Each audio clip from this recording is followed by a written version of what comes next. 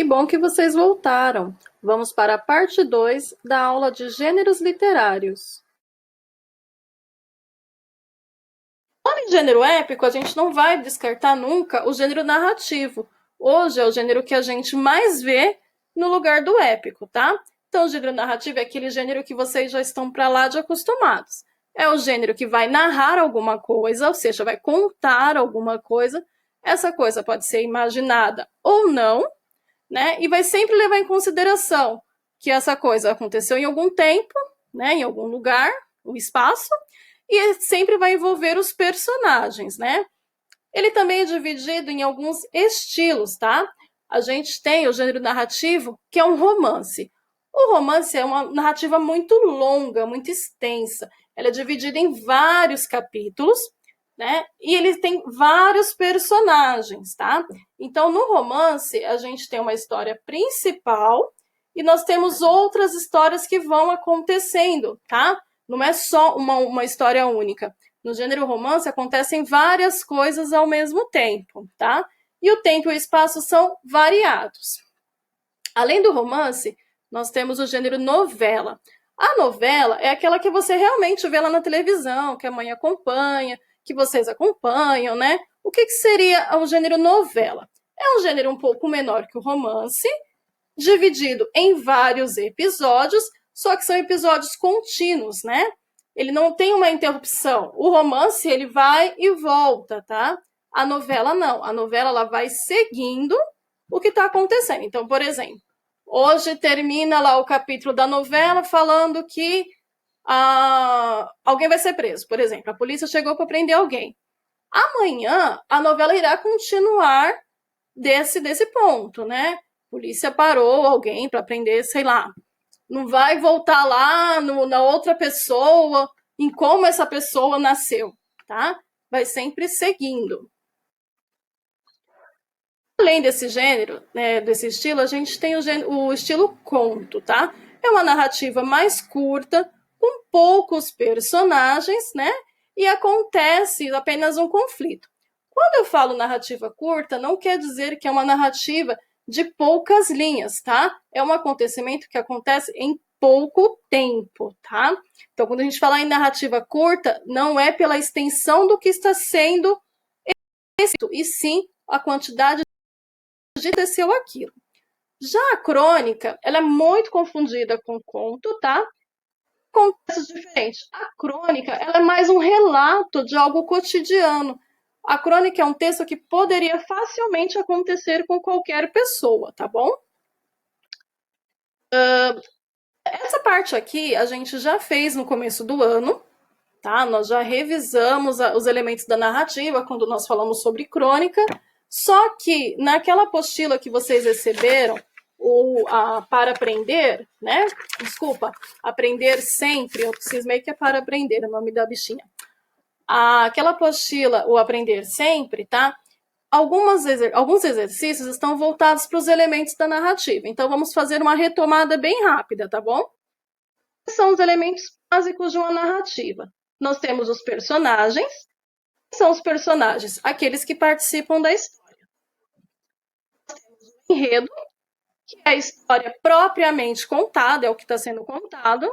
Nós temos o narrador. E aqui eu abro um parêntese, porque o narrador também é conhecido como foco narrativo, tá bom? Seria o narrador ou foco narrativo? É aquele que vai contar a história, tá bom? Esse narrador, ele tanto pode ser um narrador personagem, ou seja, aquele que vai participar da história. Então, na minha história vai aparecer o eu. Eu fui em tal lugar, eu fiz isso, eu comprei. E temos também um outro narrador que é muito utilizado, que é um narrador chamado de onisciente. Esse narrador, ele não vai participar da história, ele vai contar a história em terceira pessoa, ou seja, ele ou ela fez alguma coisa, comprou alguma coisa, tá? Mas ele sabe de tudo o que está acontecendo na história.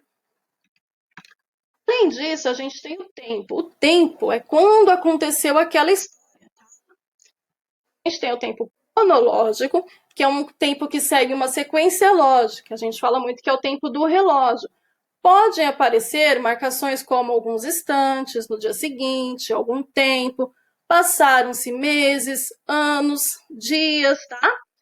Essas são marcações de um tempo cronológico. Temos também o tempo chamado de psicológico. Esse é o tempo das lembranças, tá bom? Então, numa narrativa no qual o tempo é cronológico, as coisas acontecem em sequência lógica. E quando uma narrativa ela segue um tempo psicológico, é aquela narrativa cheia de vai e vem. A pessoa está te contando uma coisa, do nada ela lembra de outra e vai voltando para essas lembranças, tá bom?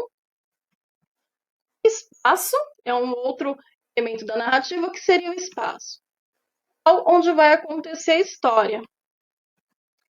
Além disso, a gente tem na história, na narrativa, o que a gente chama de conflito.